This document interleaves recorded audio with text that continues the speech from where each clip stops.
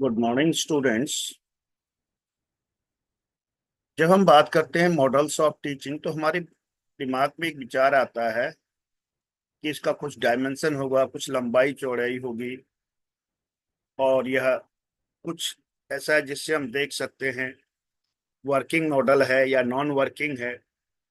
ये सारे विचार हमारे दिमाग में आते हैं, लेकिन जहां पर हम मॉडल्स ऑफ टीचिंग की बात करते हैं तो वहां पर ये नहीं है। वहां पर मॉडल्स ऑफ टीचिंग का मतलब है कि हमारा जो मटेरियल है हम उसको कैसे प्रोजेक्ट करेंगे लर्नर पर, क्या क्या हमारे पास सामग्री होगी, या उसका उसके बाद उसका एप्लीकेशन यूजेस और साथ में इवेल्युएशन, ये सारी चीजें हैं। तो टीचिंग मॉडल में बहुत सारी जो डेफिनेशन दी है अलग अलग, जितने हमारे जो एजुकेशनिस्ट हैं, स्कॉलर्स हैं, अलग अलग डेफिनेशन है, जिसमें ऑजवेल की होगी, ब्रूनर की होगी, गैगने की होगी।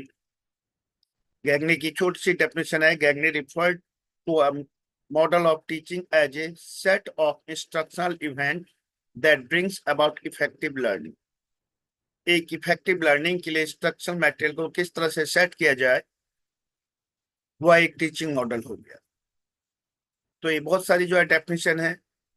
कुछ डेफिनेशन आपने अपने दिमाग में रखनी है कि क्या कहते हैं।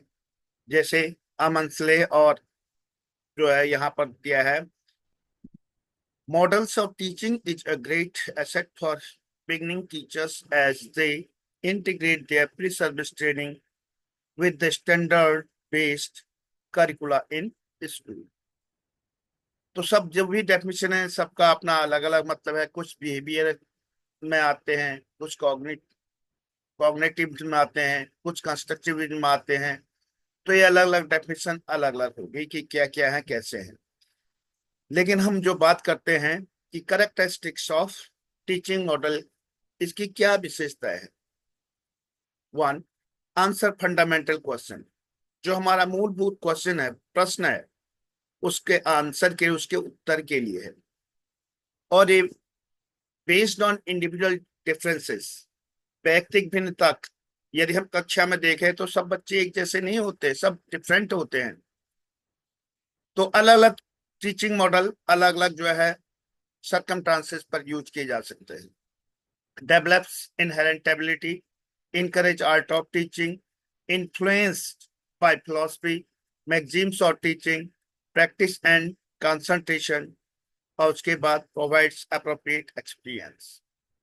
तो ये कुछ की कुछ विशेषताएं थी कि टीचिंग मॉडल की क्या क्या विशेषताएं हैं। तो लेकिन इनकी जो यूटिलिटी की बात करें तो यूटिलिटी क्या उपयोगिता है टीचिंग में, तो ये मेन इंपॉर्टेंट है। Teaching models in teaching assist in creating more effective instructional material and learning sources। ज्यादा प्रभावशाली तरीके से हम इसको कक्षा में प्रयोग कर सकते हैं पढ़ाने के लिए। Assist teacher in developing their capacity to create conducive teaching environment। एक अच्छा टीचिंग एनवायरनमेंट क्रिएट करने के लिए ये आवश्यक है। Teaching models in teaching enhances social efficacy, personal ability, cognitive ability, and behavioral aspect of students।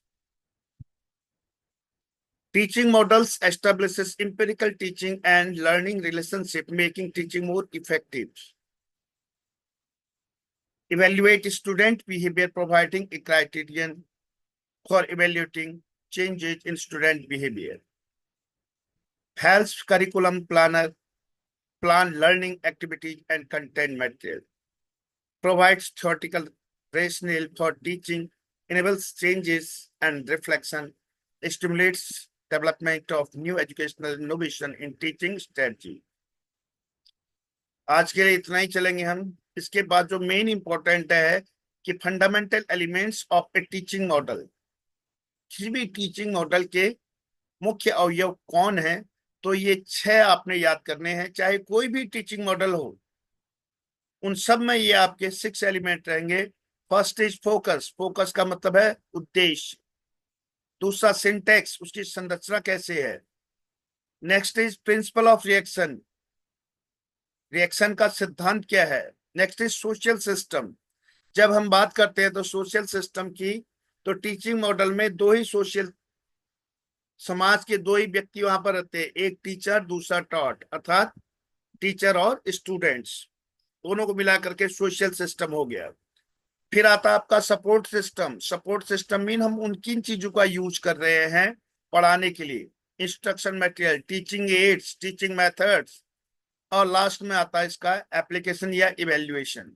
अंत में हम देखते हैं क्या ये टीचिंग मॉडल यहाँ पर एप्लीकेबल है या नहीं है। क्यों? क्योंकि there are different types of the teaching model. I think it's enough for this day. Thank you. Have a nice day.